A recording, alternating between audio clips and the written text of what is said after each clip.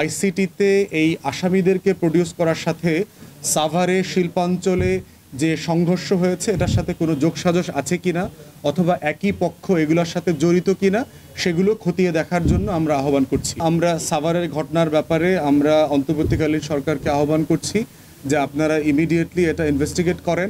একই দিনে একই সময় প্রায় কাছাকাছি সময় আমরা দেখলাম যে এবং টোটাল শিল্পাঞ্চলে যে নাটকগুলো হচ্ছে, যে জিম্মি করে দাবি দেওয়া করা, আন্দোলন করা, সেগুলো বের করে বিচারের আওতায় আনা দরকার। এক্ষেত্রে ওখানকার যারা নবম ডিভিশনকে আমরা দেখেছি যে তারা এখানে রোল প্লে করছে, তারপরে হচ্ছে সেনাদের বিভিন্ন ডিভিশন এখানে রোল প্লে করছে। তো সেটার সাথে আমাদের শিল্পাঞ্চলের পুলিশ এবং গোয়েন্দা সংস্থা একসাথে মিলে বের করা দরকার যে আসলে তারা আসলে কি করবার চেষ্টা করছে এবং এটার পিছনে যদি কোনো ইন্ধন থেকে থাকে তাদেরকে বিচার করা দরকার। আন্তর্জাতিক অপরাধ ট্রাইব্যুনাল যেটা আছে, যেখানে এই গণহত্যা এবং মানবতা বিরোধী অপরাধের বিচার চলছে, সেখানে আজকে দেখলাম যে আওয়ামী ফ্যাসিবাদের গুরুত্বপূর্ণ ক্রিমিনাল অভিযুক্ত যারা আছেন তাদেরকে আজকে সকালে প্রডিউস করা হয়েছিল। তো তাদের বিচারের দাবিটা যেহেতু সারা বাংলাদেশে একটা জনসম্মত একটা জায়গা, একটা কনসেনসাস হয়ে গেছে, একটা ঐক্যমত হয়ে গেছে, তাদেরকে বিচারের আওতায় আনতে হবে।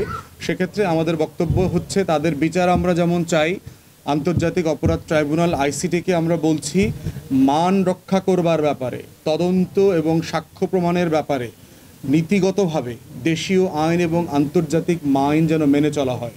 কোনোভাবে এই বিচার প্রক্রিয়া যেন প্রশ্নবিদ্ধ না হয়, কোনোভাবে এই বিচার প্রক্রিয়া নিয়ে যেন বিদেশে কোনো ষড়যন্ত্র করবার কোনো ওসিলা তৈরি না হয়। সেক্ষেত্রে সরকারকে যতটুকু সম্ভব লজিস্টিক্যাল সাপোর্ট দেওয়া দরকার, আইসিটিকে সেটা দেওয়া দরকার। এখন পর্যন্ত যে সাপোর্ট সরকার দিয়েছে আমরা মনে করছি এইটা সাফিসিয়েন্ট না। আইসিটিকে আরও বেশি সাপোর্ট দেওয়া দরকার, আরও বেশি লজিস্টিক্স এবং আরও বেশি স্টাফিং করা দরকার।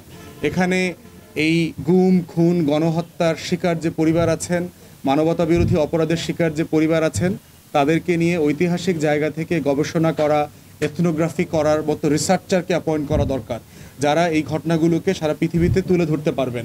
তো এই ধরনের লজিস্টিক্যাল সাপোর্ট যেখানে দরকার সেটা আমরা বোধ করছি আইন মন্ত্রণালয়ের পক্ষ থেকে সেটা দেওয়া দরকার এবং বাড়ানো দরকার।